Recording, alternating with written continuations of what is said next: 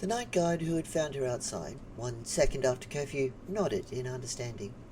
For an instant their eyes were human, before they remembered to be cold and cruel once more. "We have a duty to the citizens of Nova York, miss, including the citizens who are breaking the law. Now we find it suspicious that you were cleaning up after yourself as you were running home. Care to explain?" "It's illegal to litter. I'm in enough trouble, I don't want more. I'm not a bad egg, I promise. I just wanted to go home and rest for work." "Enough trouble, you say?" said Goon 2. "And what sort of trouble might you be in already, then?" Oh no, oh no, they'd be looking up her records. There was no hiding it. "I got a reprimand for not spending my entertainment chits. Only I like to go above cloud level and look at the stars. But they raised the prices for the elevator and it's another 20 to use the stairs, and saving up enough." All right, we don't need your life story," said Goon 1. "Hand over the trace." She did. Goon 1 unravelled the crumpled paper and read it quietly. "This is a receipt for Astra Towers Express elevator to and from the viewing platform." "That's inducing despondency and depression, that is," said Goon 2. "Our glorious leader said that looking on the stars was setting our goals too far out of our reach." That he did, cooed Goon 1. "But he also did not ban it. Not yet, am I correct?" That was her cue to lie. Yes, that's exactly right. I was watching our glorious leader's broadcast on the way back down." When, in reality, she was weeping into her hands as she heard the transmission on someone else's device.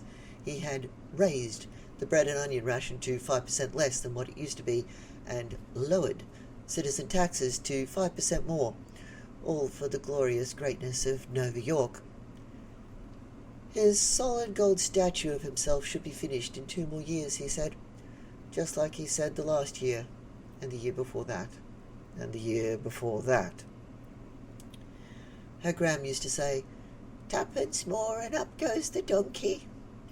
Or she did before their glorious leader banned pensioners because of their drain on the economy, and Gram was taken away, somewhere, to be useful again. Those words floated into her head as she tried to remain calm and unafraid, and failed. "Do you give us permission to search your premises?" said Goon 2. If she gave it, they had license to trash her entire flat. If she refused, they would take everything she owned and put her in jail. "Of course you may search," she intoned. "I have nothing to hide." And then it was her utmost effort, as they tipped all her food rations onto the floor, scattered her clothes, and ripped her bed. They would find nothing.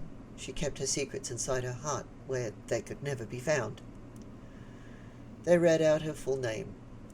"You are found guilty of loitering with intent within 500 yards of a residential complex and beyond curfew. You are found guilty of spending in excess for frivolous activities.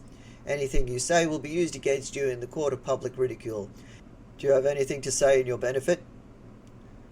She thought about saying, "I like the stars, they give me hope," but that would not do. She just mutely shook her head and let them drop her all the way down to the roundup van, where they locked her in with a number of other technical miscreants. One was 4 and sobbing hysterically. One was so beaten that they were barely recognizable as human. They would not have her words to use against her. Not now, not in the courtroom, not for the rest of her life. She would remain silent for the rest of her conscious days. Because the criminal sentence for a woman in Nova York was lobotomy and the rest of their lives as a rut slave. All she could think of was her savings. She had been so close to buying a ticket out of this miserable place.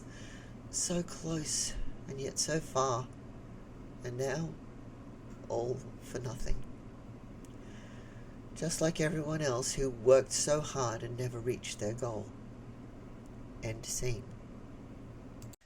A merry time zone to you, and thank you for watching this presentation. I'm the Internator, sometimes known as CM Weller on the professional writing circuit.